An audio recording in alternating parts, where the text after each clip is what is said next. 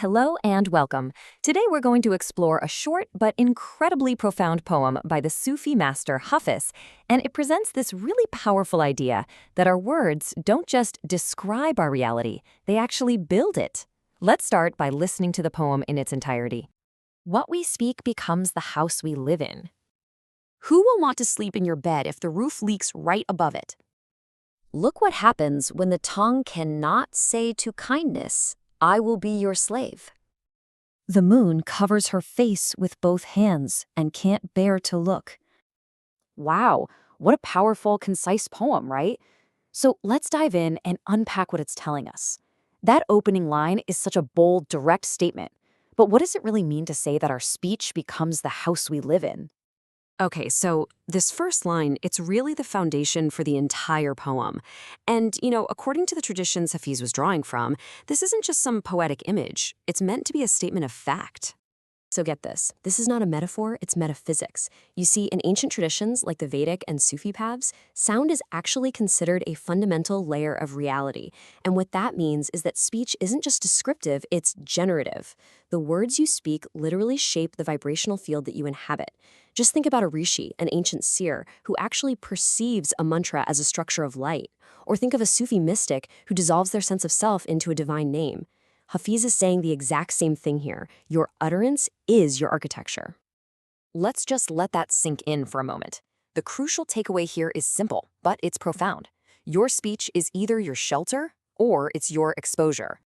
All right, so if our words are really building our house, then what happens when those words are flawed? I mean, what kind of structure are we creating then? Well, Hafiz gives us this really potent image of a leaking roof. And it's a pretty stark warning, isn't it?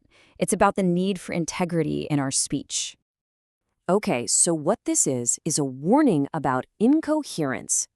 If your words are misaligned, if they're leaking fear or bitterness or distortion, your inner world becomes unstable.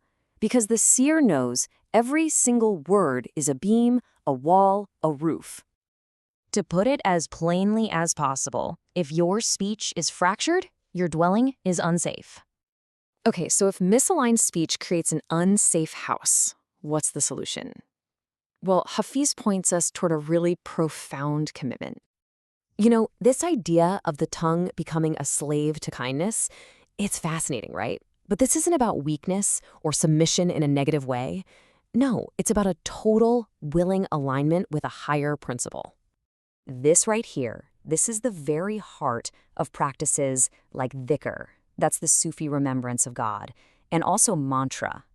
To speak in service of kindness is really to align yourself with what is real. The rishi, the seer, they don't speak from their ego. And the Sufi doesn't just recite from mindless habit. No, the true seer speaks only what is seen. And this is really the core idea here. To offer your tongue to love is to become a vessel for divine vibration.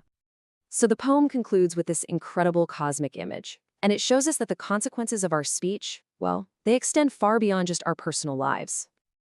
I mean, this is such a stark and poignant image. It really implies that there's a witness to our words.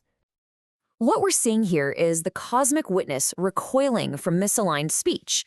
See, in mystical traditions, the moon isn't a source of light itself. It's a reflector of light. So the implication is just so clear and powerful. When your speech is out of tune, even the reflector turns away. All right, let's bring all these threads together now. Because what we're looking at isn't just poetry. It's actually a practical guide for constructing our reality through our words. And you start to see a pattern here, don't you? What some people might just see as repetition, the mystic understands as resonance. What looks symbolic to one person, the seer perceives as structural. Hafiz is saying the exact same thing. Your words aren't just decorations, they are vibrations. And this really brings us to the ultimate point of it all. To speak is to build. So, to align your speech with kindness, with truth, and with perception, that is to dwell in a house of light. This is what we can call the seer's house. It is the architecture of the real.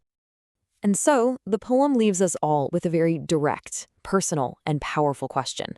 It's one to carry with you long after this is over. What house are you building today?